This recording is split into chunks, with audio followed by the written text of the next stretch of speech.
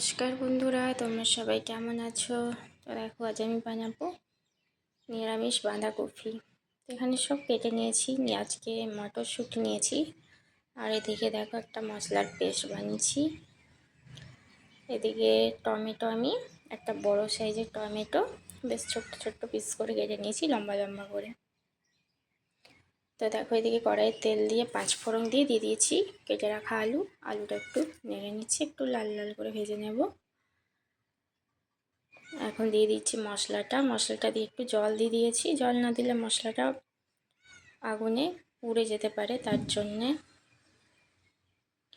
আমি উনুনে রান্না করি, তো তার জন্য একটু তাড়াতাড়ি মশলাটা পোড়ার সম্ভাবনা বেশি থাকে, তাই আমি একটু জল দিয়ে দিই। সব মশলাটা দিয়ে হলুদ দিয়ে মশলাটা কষিয়ে দিয়ে দিয়েছি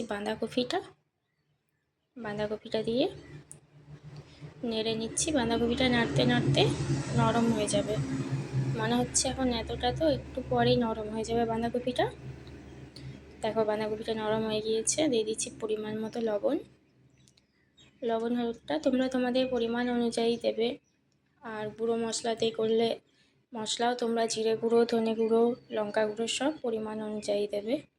তো বাঁধাকপিটা নেড়ে আমি এখন জল দিয়ে ভালো করে ঢাকা দিয়ে সেদ্ধ করে নেবো। তো দেখো, এদিকে বাঁধাকপি রেডি।